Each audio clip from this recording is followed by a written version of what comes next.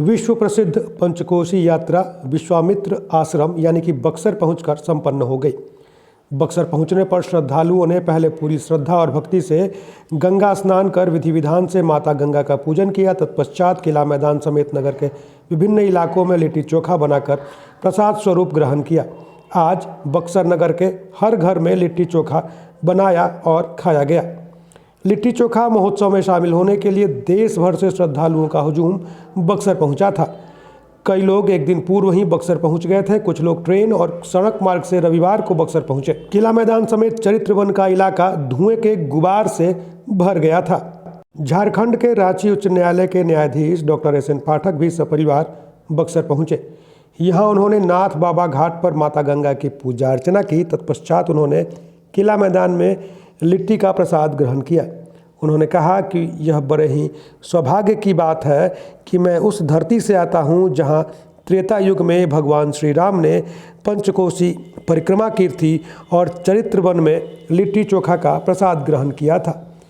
यहाँ दूर दराज से पहुँचे लोगों के बीच पहुँचकर एक अलग प्रकार की अनुभूति हो रही है।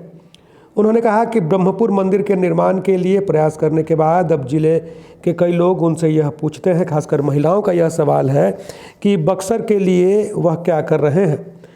ऐसे में जल्द ही वह बक्सर के लिए भी कार्य योजना बना रहे हैं। उनके साथ अनुमंडल पदाधिकारी धीरेन्द्र कुमार मिश्र, रेड क्रॉस के सचिव डॉक्टर श्रवण कुमार तिवारी समेत तमाम लोग गंगा घाट पर और फिर किला मैदान में पहुँचे। फ़क्र है बहुत, आज मुझे गौरव महसूस हो रहा है कि मैं बक्सर का रहने वाला धरती पुत्र हूँ। बक्सर के पावन भूमि पर गंगा किनारे किला मैदान में लिट्टी चोखा ये पंचकोश पर्व है जो हजारों वर्षों से चला आ रहा है। लेकिन इसके बारे में बाहर के लोग भले न जाने, लेकिन जो इस धरती से जुड़े हुए हैं, यहाँ पर गाजीपुर, पटना, दूर दूर सुदूर इलाके से लोग चले आ रहे हैं और महिलाएं खास करके इतनी आस्था है कि लोग खींचे आ रहे हैं। मुझे तो बड़ा फ़क्र महसूस हो रहा है, गर्व महसूस हो रहा है कि मैं बक्सर का रहने वाला हूँ, बक्सर की धरती पर जन्म लिया हूँ। और मैं कुछ महिलाएं मुझसे पूछने लगी कि आप ब्रह्मपुर में शिव जी मंदिर का निर्माण करवाए तो यहाँ के लिए क्यों नहीं कुछ करते हैं।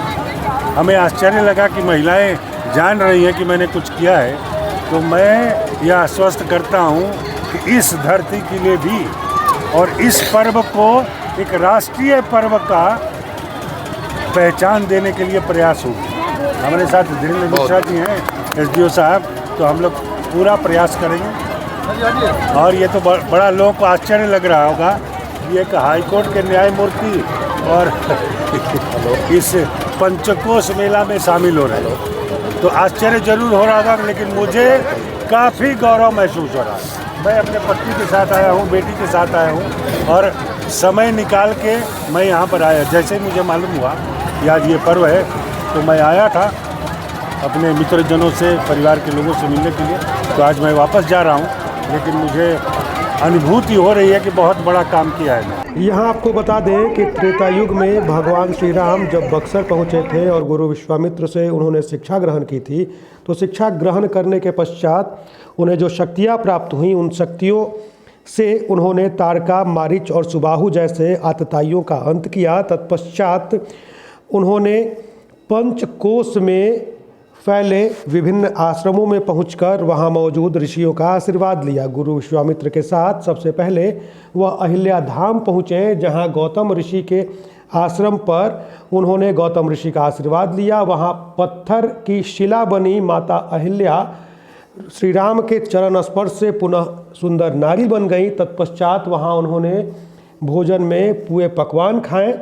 वहां से निकलकर सभी नारद ऋषि के आश्रम पहुँचे। नारद ऋषि का आश्रम नदाओं में है। नदाओं में वहाँ सत्तू मूली का प्रसाद उन्होंने ग्रहण किया। वहाँ से आगे बढ़कर वे भार्गव ऋषि के आश्रम पहुँचे, जहाँ चूरा दही का प्रसाद उन्होंने ग्रहण किया था। वहाँ रात्रि विश्राम भी किया था। वहाँ से निकलकर वह महर्षि उद्यालक ऋषि के आश्रम में बक्सर के नुआओं में पहुँचे। नुआओं में उन्होंने खिचड़ी चोखा का प्रसाद ग्रहण किया।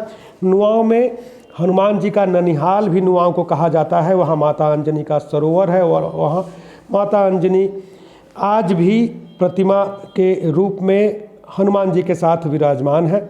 उसके बाद अंतिम दिन वह लौटकर जब विश्वामित्र मुनि के आश्रम चरित्रवन पहुँचे तो चरित्रवन में उन्होंने लिट्टी चोखा खाया था।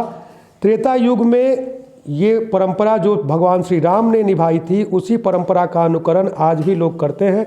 और जिन स्थानों पर भगवान श्री राम त्रेता युग में गए थे, वहाँ पहुंचकर जो उन्होंने खाया था वही भोजन प्रसाद स्वरूप ग्रहण किया जाता है। आज लिट्टी चोखा के भोज के साथ पंचकोसी परिक्रमा संपन्न हो गई, लेकिन बक्सर में एक अलौकिक नज़ारा आज एक बार फिर देखने को मिला। आज बक्सर के लगभग हर घर में लिट्टी चोखा ही बनाया गया है और त्रेता युग से चली आ रही यह परंपरा बखूबी निभाई जा रही है। विभिन्न संगठनों के द्वारा भी लिट्टी चोखा मैत्री भोज का आयोजन किया गया था।